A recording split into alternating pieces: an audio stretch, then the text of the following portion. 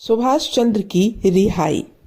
प्रथम गोलमेज कॉन्फ्रेंस 1930 के अंत में कांग्रेस की भागीदारी के बिना लंदन में आयोजित हुई। इसका कुल जमा नतीजा था भारत को 2 कड़वी गोलियों की पेशकश, सुरक्षण और संघ शैली। लेकिन यह स्पष्ट नहीं था कि तमाम धार्मिक और जातीय सुरक्षण लागू करने के बाद एक उत्तरदायी सरकार बन सकेगी या नहीं। असलियत यह थी कि इंडियन नेशनल कांग्रेस की अनुपस्थिति में भारत ब्रिटेन के बीच कोई समझौता संभव ही नहीं था। जनवरी 1931 में लंदन में लेबर प्रधानमंत्री रैमजे मैकडॉनल्ड गोलमेज कॉन्फ्रेंस का समापन कर रहे थे तो वायसराय लॉर्ड इरविन ने कांग्रेस से सहयोग की सार्वजनिक अपील कर डाली। इसके फौरन बाद महात्मा गांधी तथा कांग्रेस कार्यकारिणी समिति के सदस्य रिहा कर दिए गए।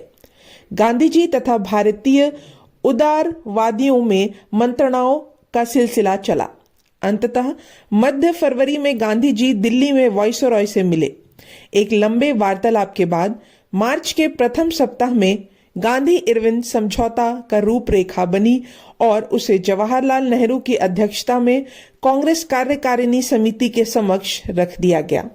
यह रूपरेखा स्वीकृत हो गई। सुभाष चंद्र तब कलकत्ता में कैद थे। उनके विश्लेषण तथा विवेक के अनुसार समझौते की शर्तें अत्यंत निराशाजनक थी। जतेंद्र मोहन सेन गुप्ता के गुट को छोड़ दें तो तमाम प्रांतों की अपेक्षा बंगाल में इस समझौते के प्रति सर्वाधिक रोष था। सुभाष मार्च के प्रारंभ में रिहा हुए। बंगाल के साथी बंदियों की तरह इस समझौते ने मोहभंग तो उनका भी किया था, लेकिन उन्होंने तय किया कि भावी नीति के संबंध में गांधी जी से पूरी तरह और साफ साफ बात किए बिना कोई पक्का फैसला नहीं करेंगे। लिहाजा सीधे बंबई पहुंचकर उन्होंने गांधी जी से विशद विचार विमर्श किया। गांधी जी ने उन्हें कई आश्वासन दिए। बोले कि द्वितीय गोलमेज कॉन्फ्रेंस में भेजे जाने वाले कांग्रेसी प्रतिनिधिमंडल को ऐसा कोई अधिकार नहीं सौंपा जाएगा जो स्वाधीनता के लक्ष्य के अनुरूप ना हो, और यह भी कि गांधी इरविन समझौते के दायरे से बाहर रह गए राजनीतिक बंदियों की रिहाई के लिए वे हर संभव प्रयास करेंगे। गांधी जी के साथ ही सुभाष बंबई से दिल्ली रवाना हुए और रास्ते भर दोनों में विचार विनिमय जारी रहा। यात्रा के दौरान हर पड़ाव पर गांधी जी का जोशपूर्ण स्वागत हुआ। उससे वे मुग्ध रह गए और समझ गए कि जन साधारण के हृदय में उनका कैसा वर्चस्व है। लेकिन दिल्ली पहुंचते ही दोनों को इस समाचार ने मानो विस्फोट विच्छिन्न कर डाला कि सरकार भगत सिंह, सुखदेव और राजगुरु को फांसी देने जा रही है। प्रबल जन विरोध तथा गांधी जी के हस्तक्षेप पर वायसराय सिर्फ सजा को स्थगित करने पर ही राजी हुए। उम्मीद थी कि यह स्थगन बाद में मृत्यु दंड के निरसन का रूप ले लेगा। लेकिन मार्च के अंतिम सप्ताह में जैसे ही लोग कांग्रेस के वार्षिक अधिवेशन में भाग लेने कराची में जुटने शुरू हुए तो देश भर में विद्युत गति से यह समाचार फैल गया कि भगत सिंह और उनके साथी फांसी पर चढ़ा दिए गए हैं। देश को अवसाद और संताप ने घेर लिया। कराची कांग्रेस के अध्यक्ष वल्लभ भाई पटेल थे।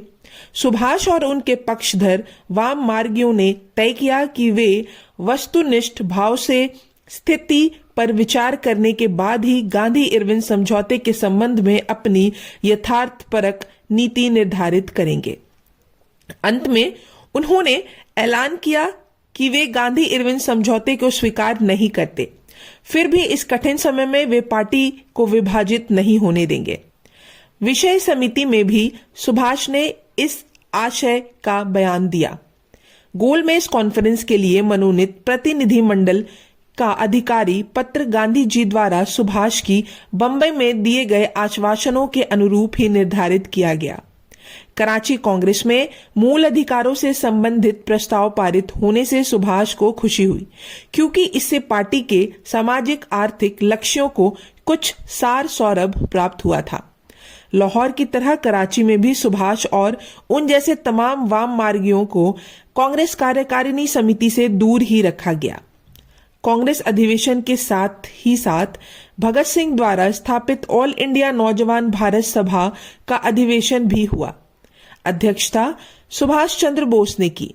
यहां अपने भाषण में सुभाष ने गांधी इरविन समझौते का समीक्षात्मक विश्लेषण पेश किया और एक पारित प्रस्ताव में समझौते की निंदा भी की।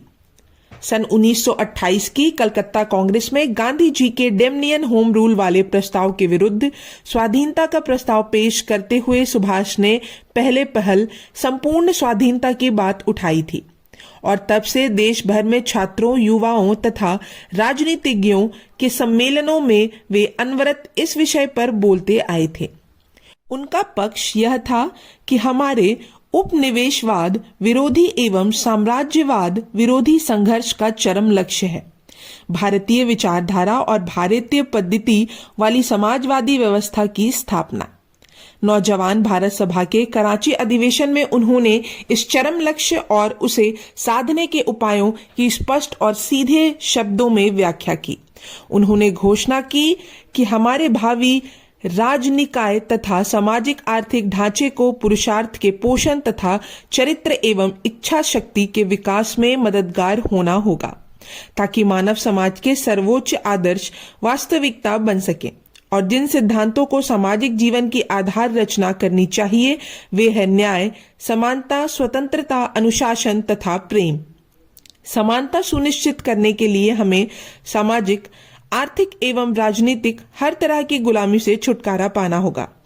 सुभाष चंद्र ने बिना हिचर-मिचर किए उद्घोषणा की, मैं भारत में समाजवादी गणतंत्र का इच्छुक हूं। जब तक चरमपंथी अथवा क्रांतिकारी तत्व सक्रिय नहीं होते, हम स्वाधीन नहीं हो सकते और हमारे बीच के क्रांतिकारी तत्व नव संदेश द्वारा उत्प्रेरित किए बिना सक्रिय नहीं किए जा सकता। सुभाष ने खेद प्रकट किया कि कांग्रेस की नीतियों और कार्यक्रमों पर स्पष्टता और संकोची मानसिकता की गहरी छाप है।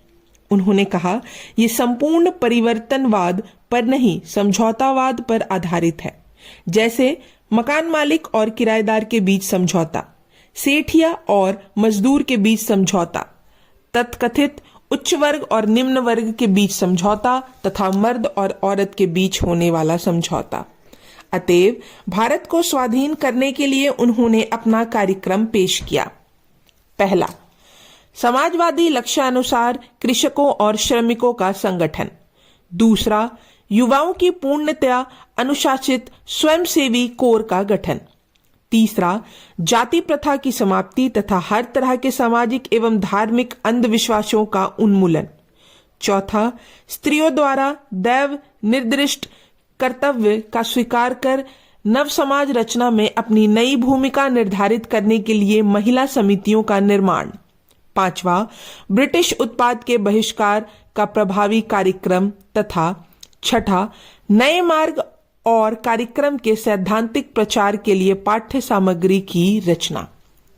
हालांकि सुभाष चंद्र ने गांधी इरविन समझौते को निरपवाद रूप से अत्यंत असंतोषकारी और निराशाजनक बताया था, लेकिन शांति संधि के शर्त तय करने वालों की देशभक्ति पर उन्होंने पल भर को भी कभी संदेह नहीं किया।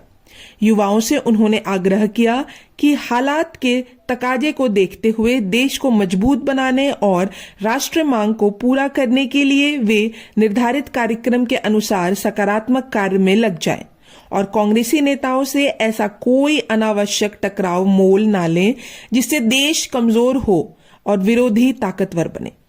नौजवानों के समूह से उन्होंने निवेदन किया कि वे दूसरों की आलोचनाएं करते हुए भी संयम और आत्मनियंत्रण बरतें, चूंकि संयत और सुशील बने रहकर वे बहुत कुछ पा सकते हैं, खोएंगे कुछ नहीं। भारतीय युवाओं के नाम अपने इस महत्वपूर्ण संबोधन का समापन करते हुए सुभाष चंद्र ने उन्हें इस ऐतिहासिक तथ्य की याद दिलाई कि भारतवर्ष विश्व प्रसाद की आधारशिला है और स्वाधीन भारत संसार में साम्राज्यवाद के विनाश का मार्ग प्रशस्त करेगा। यह भाग यहीं समाप्त होता है। तब तक के लिए धन्यवाद।